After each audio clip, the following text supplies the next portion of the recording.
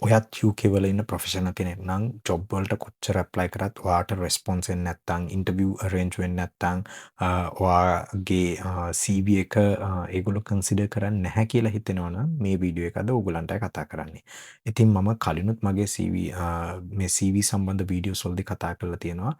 මොකක්ද හේතුව UK රෙක්රූටර්ස්ලා ඔයාගේ CV එක රිජෙක්ට් කරන්න කියලා. ඉතින් අද පොඩ්ඩක් එතනින් ඩ්‍රිල් ඩවුන් ගිහින් ඉවරලා එහෙම නැත්නම් අද පොඩ්ඩක් එතනින් තවත් ඩීපර් ගිහින් ඉවරලා අද අපි කතා කරන්නේ ඔයාගේ CV එකෙන් UK රෙක්රූටර්ස්ලාට ඔයාගේ හයරින් මැනේජර්ට දෙන්න පුළුවන් රයිට් සිග්නල්ස් මොනවද කියලා.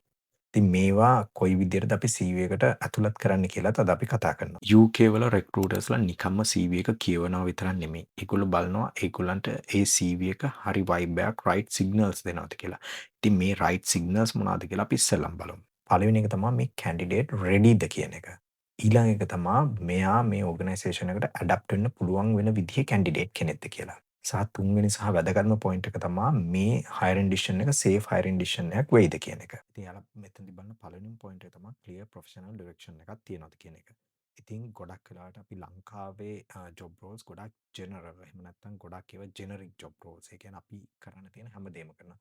උදාහරණයක් විදිහට මම HR මැනේජර් කෙනෙක් හරි HR බිස්නස් පාර්ට්නර් කෙනෙක් හරි විදිහට වැඩ කරාට මම HR බිස්නස් පාර්ට්නර් රෝල් එක විතරක් නෙවෙයි. ඇඩ්මින් එකත් බලනවා. එතනින් එහාට HR ඇඩ්වයිසර් රෝල් එකත් බලනවා. ජෙනරල් ලිස්ට් රෝල් එකකුත් බලනවා. ඊට අමතරව තව පොඩ්ඩක් ගියම රික්‍රූට්මන්ට්ස් බලනවා. මේ හැම එකම බලනවා. හැබැයි මෙහෙදී එහෙම නැත්නම් UK වලදී එහෙම නැහැ. ඔයාලා ගොඩක් වෙලාවට ස්ටේබල් එක පැත්තක එක ඩයිරෙක්ෂන් එකක් තියෙන්න ඕනේ. ඉතින් සමහරවිට අපි දැකනවා ඉන්ජිනියර්ස්ලා ඉන්නවා. ඒගොල්ලෝ රෝඩ් කන්ස්ට්‍රක්ෂන්ස් පැත්තට වැඩ කරනවා. සිවිල් කන්ස්ට්‍රක්ෂන් පැත්තට වැඩ කරනවා. ඊට පස්සේ එතනින් ගියට පස්සේ තවත් වෙනම පැත්තක වැඩ කරනවා. චුට්ටක් ප්‍රොජෙක්ට් මැනේජ්මන්ට්ස් උත් කරලා තියෙනවා. ඉතින් මේ වගේ හැමතැනම චුට්ට අත ගාලා එහෙම නැත්නම් ඕවරෝල් ලොකු රෝල් එකක් ප්ලේ කරලා තියෙනවා. UK වල බලන්නේ ඇත්තටම ඔයාට හරි කරියර් ඩයිරෙක්ෂන් එකක් තියෙනවා. එහෙම නැත්නම් ඔයා කොයි පැත්තටද ස්පෙસિෆික් වෙලා තියෙන්නේ. ඔයා කොයි විදිහටද ඒක හයිලයිට් කරලා තියෙන්නේ කියලා. විශේෂයෙන්ම මේක මැච් කරනවා අවේලබල් රෝල් එකත් එක්ක. ඉතින් ඔයා එහෙම නැතුව ජෙනරිකලි වටේම ගහනවා වගේ ඔහි ඔයාගේ CV එක හදලා දැම්මොත් ඒක රයිට් සිග්නල් එකක් නෙමෙයි UK රෙක්රූටර් කෙනෙක්ට. ඊළඟ පොයින්ට් එක තමයි ස්ටැබිලිටි ඇන්ඩ් ප්‍රෝග්‍රෙෂන් කියන එක. ඉතින් UK වලදී ගොඩක් වෙලාවට බලනවා ඔයා කොච්චර ස්ටැබිලිටි එකක් තියෙන එක්කෙනද කොයි වගේද කරියර් ප්‍රෝග්‍රෙෂන් එක වෙලා තියෙන්නේ කියලා. ඉතින් ඇත්තටම මම දැකලා තියෙනවා සමහර රෝල් වල මේ දවස්වල තියෙන්නම කොන්ට්‍රැක්ට් ඔපචුනිටිස් විතරයි. එහෙම වුණොත් ඒවා ෂෝට් ටර්ම් ඔපචුනිටිස්. ඒක හේතුවක් නෙමෙයි ඔයා ස්ටැබිලිටි එකක් නැති කෙනෙක් කියලා පෙන්වන්නේ. ඉතින් ඒක ඔයාට පොසිටිව්ලි යූස් කරන්න පුළුවන්. මොකද ඒක ඔයාගේ ඇත්තටම කරියර් ප්‍රෝග්‍රෙෂන් එකට ඔයා කොහොමද ඉස්සරහට ගියේ කියන එක පෙන්වන්න හොඳ අවස්ථාවක් කරගන්න පුළුවන්. පස්වෙනි පොයින්ට් එක තමයි ප්‍රොෆෙෂනල් එන්වයරන්මන්ට් ෆැමිලියරිටි කියන එක. ඉතින් මේකට ඔයා UK වල වැඩ කරලා තියෙන්න ඕනේ නැහැ. මේක පෙන්වන්න පුළුවන් හොඳම විදිය තමයි ඔයා ස්ට්‍රක්චර්ඩ් ඕගනයිසේෂන් එක ස්ට්‍රක්චර්ඩ් ප්‍රොසීඩියර්ස් ෆලෝ කරපු තැනක වැඩ කරලා තියෙනවා කියලා පෙන්වන්න පුළුවන්කම. ඉතින් මේකට කම්පැනි නම දැම්මට මදි ඔයා ඒ කරපු වැඩත් එක්ක ඒවා කොහොමද අචීව් වුනේ ඒවා පෙන්වන්න පුළුවන්කම තියෙන්න ඕනේ. ඊළඟට තමයි සීනියර් ලෙවල් එකේ මැනේජර්ස්ලාත් එක්ක සීනියර් ලෙවල් එකේ ස්ටේක් හෝල්ඩර්ස්ලාත් එක්ක වැඩ කරලා තියෙනවා කියන එක ඔයාට පෙන්වන්න පුළුවන්කම තියෙන්න ඕන ඔයාගේ CV එකේදී. ඊළඟ පොයින්ට් එක තමයි ප්‍රොෆෙෂනල් සිස්ටම්ස් යූස් කරලා එක්ස්පීරියන්ස් එකක් තියෙනවා කියන එක.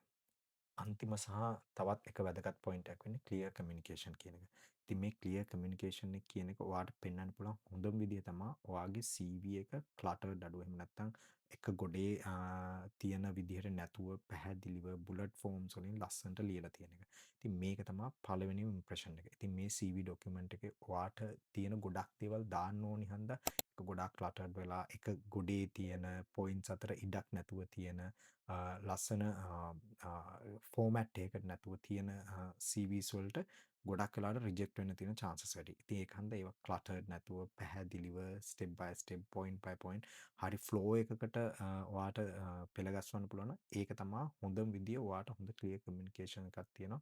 ඔයාට පැහැදිලිව ඔයාට අවශ්‍ය දේ කියන්න පුළුවන් කියලා පෙන්වන්න පුළුවන් විදිය. ඉතින් මතක තියාගන්න මම හැමදාමත් කියන වගේ ගොඩාක් මයිග්‍රන්ට්ස්ලා ඒගොල්ලන්ගේ CVs රිජෙක්ට් කරගන්නේ එක්ස්පීරියන්ස් මදිකම හන්දා නෙමෙයි.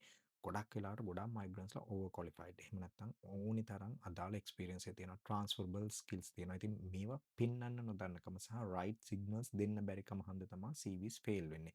ඉතින් CV ස්ටේජ් එකෙන් ෆේල් වුණාට පස්සේ එතනින් එහාට ඉන්ටර්විව් එක කියන එක හීනයක්නේ. ඉතින් අපි ඉස්සෙල්ලම බලන්න ඕනේ මෙන්න මේ CV ස්ටේජ් එක CV ඉවැලුවේෂන් ස්ටේජ් එක පාස් කරගන්නේ කොහොමද කියලා. ඉතින් මේ පහුගිය වීඩියෝ ටිකේ මම කතා කරේ ඒකට මොකක්ද අපි කරන්න ඕනේ කියලා. ඉතින් හරියට මේ දේවල් ස්ටඩි කරලා වගේ CV එක ඩිසයින් කරගත්තොත් ඔයාට ලේසියෙන්ම ඉන්ටර්විව් ස්ටේජ් එකට පැන ගන්න පුළුවන්. ඉතින් ඒකට උදව්වක් වෙන්න මම තීරණය කරා පුංචි ගයිඩ්ලයින්ස් ටිකක් හදන්න ඕගොල්ලන්ගේ CV එක බිල්ඩ් අප් කරද්දි කොයි විදිහට දෙන්න ඕන කියලා.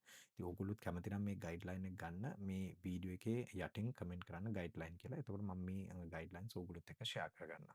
ඉතින් ඉස්සරහට මම තවත් මේ වගේ UK රික්‍රූට්මන්ට් සම්බන්ධව එහෙම නැත්නම් ජොබ් සර්ච් සම්බන්ධව වීඩියෝස් ටිකක් කරන්න බලාපොරොත්තු වෙනවා.